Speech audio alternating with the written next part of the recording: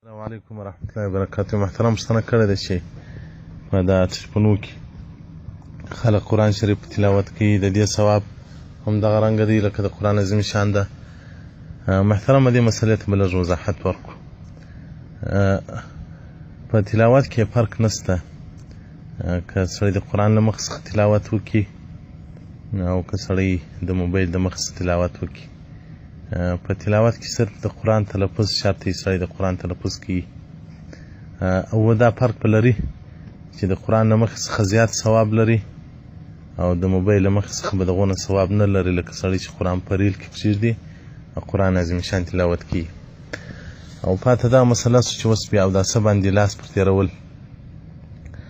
دلته فقهای کرام یو جزیه ږدي چې هغه یو قرآن عظیم شان مکتوب فی المصاحف په ورقو کې لیکلی او یو قرآن په هغه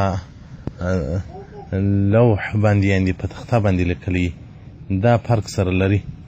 نو کوم قرآن عظیم شان چې په مصاحفو په ورقو کې لیکلی هغه ته به بیا لاس نه وروړل کېږي، بیا اوداسې بیا سړی نه مسه کوي، بیا اوداسې بیا سړی نه راخي. او یو قرآن عظیم شان که په دغه کې لیکلی و، په تختو باندې لیکلی و، نو د هغه بیا اودس سره اخیستل پروا نه لري، خو لیکن چې پر کوم ځای باندې قرآن لیکلی دی هغه ته به بیا لاس نه وروړي. د لوح جمع الواح ده. لوح وای کل صحیفة عریضة من خشب غیره، هغه جوړی وي داسې سروره صحیفه ورقه یې له لرګي جوړي یا له بل شي څخه جوړي. نو دغه د موبایل چې کوم قرآن عظیم شانونه دي دې ته به د مصحف شکل نه ورکول کېږي د ورقې، بلکې د لوحې شکل به ورسي. ځکه خو دوی لوحه هر هغه پاڼه ده چې هغه له خشب د لرګي څخه جوړي او غیر یې که د بل شي څخه جوړي، دا خو صرف شعاوې دي.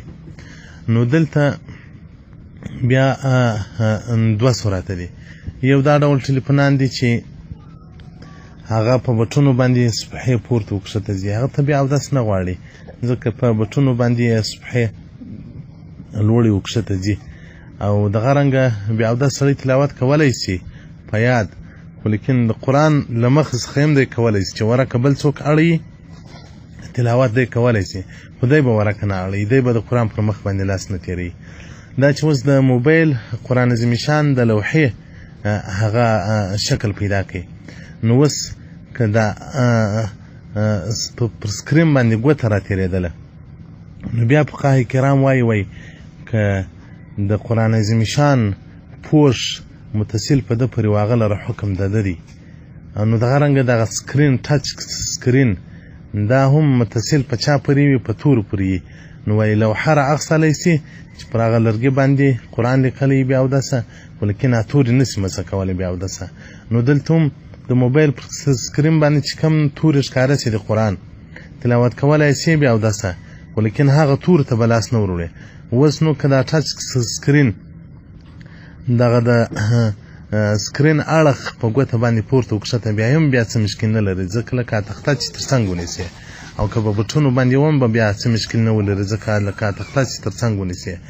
رد المحتار جلد اول صفحه 190 په بیان کې د غسل دې ته مفصل بحث ورکړی دی، او دغه رنګه رد المحتار جلد 214 او 215 په کتاب الحیض کې مفصل بحث ورکړی دی چې حیضه ښځې دي قرآن عظیم شان نه مسه کوي الا بغلاف المنفصل، ما سوا چې هغه پوښونه د قرآن عظیم شان څخه جلا وي بیا پروا نه لري. او دغه رنګه صفحه 190 کې وایي چې پاته چې هغه لوحې سوې هغه حکم د صحیفې نه پیدا کوي. لا يحرم الا مس مکتوب منه، مسه کولې پروا نه لري، دغه تختې ما سوا له هغه ځای به نه مسه کوي چې هغه قرآن پر لیکلی. نو دا چې اوس د سکرین پر مخ باندې هغه قرآن عظیم شان راسي، نو دغه سکرین نو د لوحې شکل پیدا کړي چې دا یو لوحه ده، نو پر تورو لاس نشي راتېرولی، پر څنګ باندې که ګوته تېره کړي چې له تورو څخه لرې پر تورو نه وي برابره، او یا په بټونو باندې سپحه لوړه وکښته کړي بیا به څه مشکل نه کړي پیدا. نو بیا او که عین ټول تور سکرین ونیسي بیا نو په اوداسه باندې لوړ وکښته بول دا هغه بې ادبي ده نه ده. والسلام علیکم ورحمة الله وبرکاته.